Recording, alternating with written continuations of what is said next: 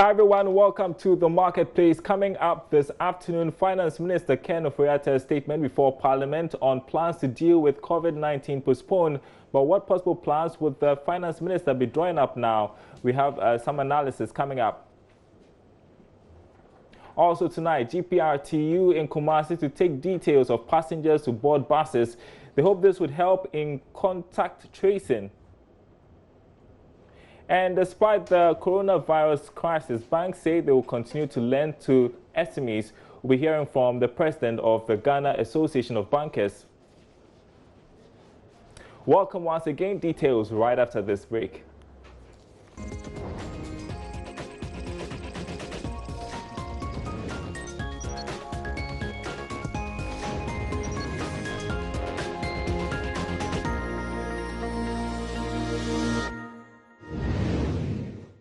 Welcome back to the Marketplace, everyone. Now, from Monday, details of passengers will be documented before they go on board any bus at all the Ghana Private Road Transport Union (GPRTU) stations. The move is to facilitate efforts by health authorities trace contacts if anyone is identified to have contracted the coronavirus.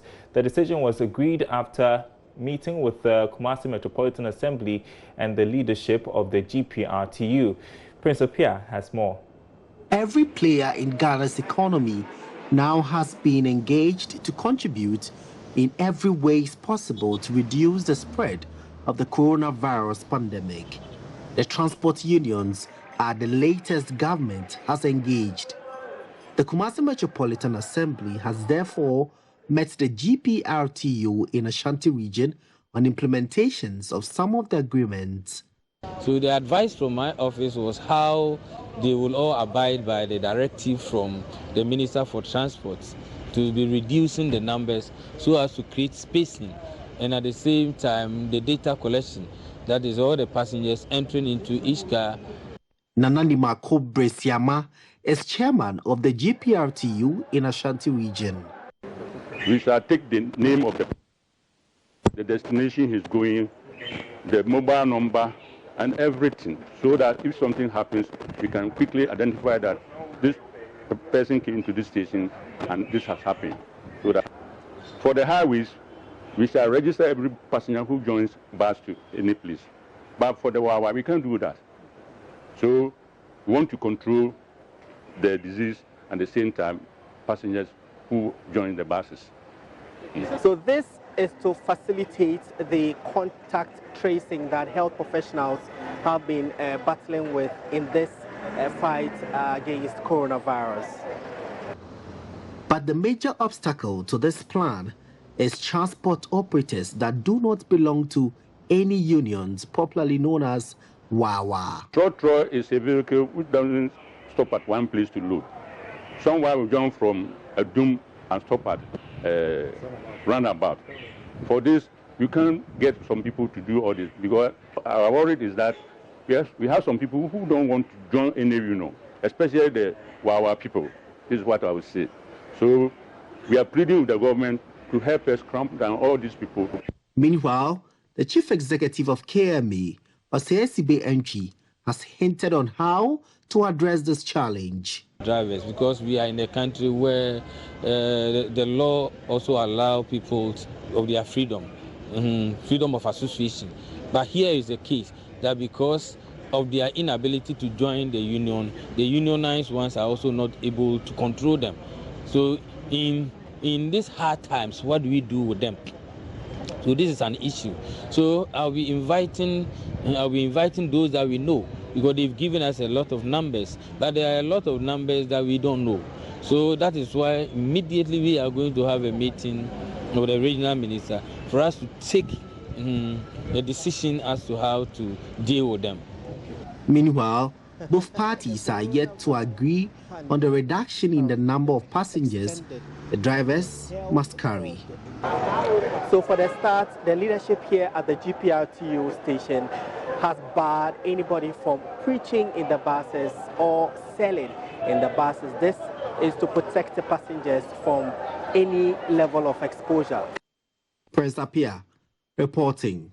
Well, back here in Accra, Finance Minister Ken Ofori-Attah's expected statement to Parliament on plans to deal with COVID-19 has been postponed because the President will address the nation tonight. Joining me from Parliament is our correspondent, Joseph Opoku-Gakpo, with more on that. Joseph, so the President's speech has forced the Finance Minister to postpone his address? Hello, Joseph, can you hear me? I'm going to try one more time to see if we can connect with Joseph Opoku-Gakpo. Can you hear me, Joseph? All right. Obviously, we don't have the connection to Joseph Opoku-Gakpo, but we expected to hear the Finance Minister speak of some stimulus for small and medium-sized enterprises and for the business community in general. Let's try again if we can speak with Joseph Opoku-Gakpo. Can you hear me, Joseph? Daryl, can you hear me? I can hear you loud and clear, Joseph. So why... Hello, can you hear me? I can hear you. Can you hear me? Daryl, can you hear me? Okay. He can't hear me, obviously, but let me bring in Philip Namfuri. He's our finance minister at the moment. No, you know, because I was talking about the fact that we're expecting some stimulus package for businesses as we go through this crisis, and we're expecting the finance minister to lay or draw out a plan somewhat. If you were in his shoes, what would you be thinking? I'm thinking about how to ensure there's sustainability in the economy post COVID-19. How do we weather the storm to ensure that we come out of this with some sort of normalcy in our economy? You know, we've come from, some argued, a point where the economy was in its low, particularly on the back of the weak commodity prices from about 2012, 2016. So we've come from that, we've made some progress. Then we had the banking sector issues also feed into it. We've recorded good growth in that. If you look at the broad macro numbers, we've been doing well. Now all of a sudden we've been hit by this. We're a commodity-dependent country, right? And commodity-dependent in terms of we export this for foreign exchange, and our economy is largely based on this. Oil just came on board 2010, and we've been doing some inroads there. So all of a sudden we have prices crashing across the globe. We have uncertainty, cut in trade, tourism, etc. is going to affect us, and he has to come and speak about how that's going to help us. Let's try one more time to see if we can get in touch with Joseph Opoku-Gakpo. Hopefully you can hear me, Gakpo. Can you hear me? Can you hear me, Joseph? Daryl, if you can hear me, so yes, the indication is that the Minister for Finance, Ken Ofori-Attah, was expected in Parliament earlier today. From the indication that we're getting, he wasn't exactly coming around to lay any document when it comes to a stimulus package or any such thing. The indication we're getting is that his presence in the House was to come inform members of Parliament and update them on the processes that are ongoing to raise finances in order to help cushion the economy, even in the light of the COVID-19 spread. And you recall that he did that about a little over a week ago when he appeared before the House and updated MPs. Now, what the majority leader, Osei-Mensah, who has been telling Parliament is that later tonight, President Akufo-Addo will be delivering an address to the nation as far as the issues of COVID-19 are concerned. Now, he says that when the President speaks, and it requires that anything that the President announces would require some form of legislation or parliamentary approval, it's only then that we can expect the finance minister to then appear before the House and go ahead with those to allow for those, because the House is going on a break next week, Saturday. So he did put that particular caveat that it's only when something the President says about the economy requires some form of parliamentary approval or something of that sort that will see the finance minister event hearing before MPs. All right, I'm going to try, hopefully you can hear me on this one. So currently there's a debate about lockdown, and there's talk about the possible implications on the economy. Where do parliamentarians stand when it comes to the issue of a lockdown? That is something that no indication has been given here in Parliament.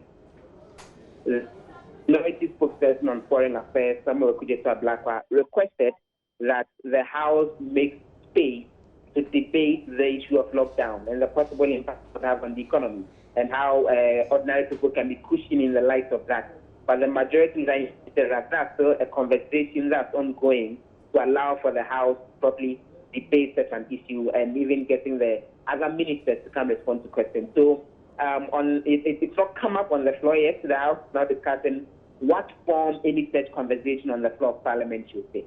And is there any idea what the president is going to address the nation on tonight? What is saying anything over there? The majority leader did not give any hints or any indication as far as what the content of that particular address would be. But the indication is that he will be giving various updates on what the figures look like. He will most likely be talking about what the package will be like in terms of what businesses and other entities can expect, which is how come it gets some members of Parliament to draw a conclusion that definitely the finance minister would have to appear before the House, to the extent that those on the majority side, the minority side say if even it's tomorrow that the finance minister would have to be back, they are ready getting in. Thank you very much indeed, parliamentary correspondent Joseph Opoku-Gakpo. So now we know what the finance minister was going to do. Tell Parliament how they are planning to cushion businesses. Yeah, so Daryl, like I was saying before, you had a discussion with Joseph. So you realize that there's an array of measures governments must take. There's the fiscal side, which I come to see from the finance minister. We've already had the monetary side, which came from the Bank of Ghana. And that's essentially the two main things that are supposed to propel us in these times of COVID-19. So I took the IMF's tracker of countries when it comes to how they are dealing with COVID-19. I took 5 economies, Algeria, Angola, Botswana, Ghana, and Nigeria. I had to put us in there and to see how things go. So I want us to start with Algeria and see how they are managing it from a fiscal perspective and monetary perspective, per what the IMF has put together. So let's start off with the Algeria one. That one looks at how exactly Algeria is dealing with this. There's the fiscal part, then there's the monetary part. And it will interest you to know that most of these economies have cut their monetary policy rates. That's coming from the monetary side to provide some stimulus for the economy. Then there you go. So we can so for the see Algeria, what Algeria is doing. So they are going to lower their current spending by 30%. So they're going to cut back, and they're going to pass a supplementary finance law. The law will notably include compensation measures for losses incurred by businesses. So you see some stimulus in there. And you know, Algeria has had a large or high number of cases. So they will need this kind of cushion in the economy. I wonder what is really going on the ground there. Let's roll on to the next one that looks at some things within the monetary and macro financial. And the Bank of Algeria lowered the reserve requirement ratio from 10% to 8%, and its main policy rate by 25 basis points. So you see a policy rate cut in there. Now let's look at the exchange rate dynamics of Algeria also. The authorities announced several measures to cut the imports bill by at least $10 billion. So you see more or less a 3-pronged approach: fiscal, monetary, exchange rates. Now let's go on to Angola, one of the biggest economies in Africa because of their oil exports. And Angola has also made some strides there. The government is working on a package of measures to fight the coronavirus outbreak in the country and its economic fallout. I want us to skip Angola and go to Botswana. I hope I got the pronunciation right. Botswana. Let's also look at what Botswana has to do. Yeah. So in the first line, Botswana has not reported any case as at March 24th. I did a quick check. I didn't find any case yet. Things can change with this virus, but you can look in there that their initial budget allocated to deal with this outbreak was 31 million, that's their currency, of which 22 million has already been spent. The authorities are updating this plan and anticipate increased spending to around 500 million. That's 1/4% of GDP. So you see, across these 3 countries I've just mentioned, nothing really differs. But you realize that the bigger the economy, Algeria obviously has a substantially larger economy, more room to do things. Look at what's happening with Botswana. No monetary and macro financial measures yet. If they record a case, that may change. Okay, let's move on to Ghana and see what we've done. We've discussed it, but let's see how the IMF has captured Ghana's handling of COVID-19 with regards to our fiscal, monetary, and exchange rates. So here, government of Ghana, government committed $100 million to support preparedness and response. Additional funds have been earmarked to address availability of test kits, pharmaceuticals, equipment, and bed capacity. I want us to skip Ghana because we've discussed it a lot. We look at the monetary measures also. And we know the Bank of Ghana has cut its monetary policy rate. Minimum reserve requirement ratio has been cut, provide more liquidity. I discussed with Alas and Adani at length yesterday. Let's go on to the Nigerian example. For me, that's very important. Very big economy. And first thing you notice there, 2.7 million has been released to Nigeria's Center for Disease Control. So you see in there that their first push was to channel money to the health sector. And if you discuss with a lot of experts, they think the first place we should look at is the health sector. They've also delayed non-essential capital by spending by about 1% of GDP. That's 1.5 trillion naira. One thing we should note about the Nigerian example is that their economy is heavily hinged on the oil industry. They have about 90% of their foreign exchange earnings coming from oil and 80% of their incomes coming from the oil industry. So if oil prices are in the doldrums, that's done for Nigeria. But look at what's happening with their fiscal also. Import duty waivers for pharmaceutical firms will be introduced. Regulated fuel prices have been reduced and an automatic fuel price formula introduced to ensure fuel subsidies are eliminated. Ghana has largely done away with that. But because of their dependence on oil, they still have this reduction in subsidies or subsidies for their people. On the monetary side, Central Bank of Nigeria maintains this current monetary policy rate and is doing some targeted credit facilities. When the slides roll on, you realize that they are looking at certain key sectors also. And liquidity injection of 2.4% of GDP into the banking system, 100 billion naira to support the health sector, and 2 trillion to the manufacturing sector. So I think for the Ghana example, we need some definitions in there. How much is going where?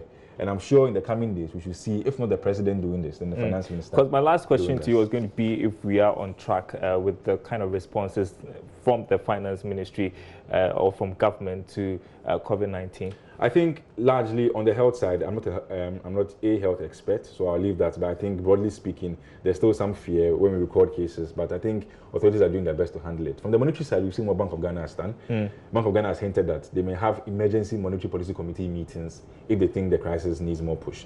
But we need to see more from the fiscal side. What exactly are we doing? How much is there, and which industries are we targeting? We've seen our sisters in Nigeria do it, so Ghana can do it. Philip Namfori, thank you very much indeed. He didn't want me to say this. No, I'm not going to allow you. But I'll do it. This is the last time you're going to see Philip here as a colleague on the Joy Business desk doing analysis. Doesn't mean that you don't hear him or see him on any of the Joy Business platforms. But it's been great working with you. Yeah, it has. And fantastic. It's been a good run, I should say. So all the best. Thank you very much indeed. Thank you. Banks will continue to lend to small and medium enterprises despite the coronavirus crisis. Businesses are taking a hit as the situation worsens. Now, President of the Ghana Association of Bankers, Al-Hassan Andani, says they are open to support SMEs in these times. Especially in this era, and at least we've already had a meeting with the central bank. I mean the Ghana Association of Bankers, and their caution was always make sure you support, especially the other SDIs, because in this era, there's a very easy contagion effect. So for all those SDIs that have relationship with banks, let's ensure that there's some liquidity flow to them, so that they can also keep client payments going uninterrupted. This has already been made clear to us, and for those of us that support these SDIs, we would do so. Look here. There will never be a time X in that we can say that all SMEs in Ghana have gotten all of their fill in terms of credit. It's an evolving business, it's an evolving situation. New enterprises are coming up. They will get support, and they will get support from the commercial banks. Mr. Ndani, is it early days yet to ask if there has been a negative effect on the operations of banks in the country? E.g., people are already defaulting on their loans. People are making unnecessary and excess withdrawals. People are preferring to redeem their investments with you, fixed deposits, short-term deposits, etc. Some are also calling for more loans. Do we have a negative connotation of the virus on operations, or is it too early to tell? It's absolutely too early to tell. In fact, I can tell you up to close of business yesterday, none of these has happened, not within our enterprise. And over the last couple of days, literally every day for the last week. The Ghana Association of Bankers, we've been on a chorus call with each other, just monitoring the situation. None of that has happened. All we're trying and saying is that as an industry, we will keep, we're essential, we're critical, even where things come to a crunch. We have to be available to provide minimum services, payment services, you know, and ensure that money can flow and people can get essential services. So we will continue to do that. But would it impact us? Absolutely. I mean, business volumes have gone down. I mean, GDP is reported to contract, you know, significantly. If that happens, it will certainly impact us. You know, companies have to pull back, even in some cases shut down, you know, operations just to keep their people safe. So that's why I said, you know, it's quickly now dawned on us that people come first before the economy. You know, so when there are no people, there's no economy. So it's a level, and it's a very sad time, but it's probably made the people agenda even much more. So to the extent that all people can't even attend to their businesses, which is leading to contraction, it's certainly going to impact business level activities, which is what drive banking activities. But early date yet to say how much this is. That's why I said in the beginning, our biggest worry is just how long would this go? Well, related to this, we understand that Republic Bank is offering is deferring loan repayments. There's a statement to that effect there. You see it on your screens. It says the Republic Bank of Ghana, a subsidiary of Republic Financial Holdings, has announced an offer of loan repayment deferment for customers and staff of the bank for a maximum period of 6 months in response to the COVID-19 pandemic. The loan repayment deferment offer is currently available upon request. Customers can apply for this offer by contacting their respective branch, corporate managers or relationship officers by telephone or email. It says that in addition, the bank has also introduced automatic waivers until the 30th of June on the following excess fees and late fees on loan repayments. You can get details on our website, myjoyonline.com/business. Taking a short break here on the marketplace, we'll be back.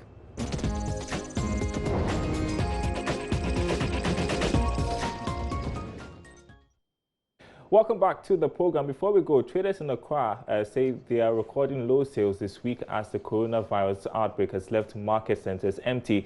Some of them who spoke to Joy Business expressed fear a protracted spread of the virus and a lockdown will screech businesses to a halt. It's very bad, like I wouldn't lie. It's very bad. Sometimes you come, you don't really get any profit, but then you still have to come because that's the business you are in. So basically, it's not nice. People are actually staying home. We are praying that all these diseases have to go so that our business can develop and go. And at the same time, everything will be well for all the nations in Ghana and everything. How is the coronavirus affecting your business? People are scared to come to the market. People are taking precautions. Is it having an effect on your business? Oh yes, it's having very important effect. In fact, things that is even happening is very, very difficult. In fact, the business is not going on. People are not coming to the town, and then the market is not also going on. People have closed their shops, and then, in fact, the business people that we also contact with them, they're also not coming. It affects the business a lot because at the moment we not sell anything. We are still sitting in the shop. We can see the town is very quiet. So we are still praying to God to come in and help us. It's very scary, although. But you can see when we come, people are not ready for it. What the government have put in place, the announcement we have been given to compare, they are not doing it. So nobody's ready. All right, there's more news on our website, myjoyonline.com/business. And that's the marketplace this afternoon. Thanks for watching. Goodbye.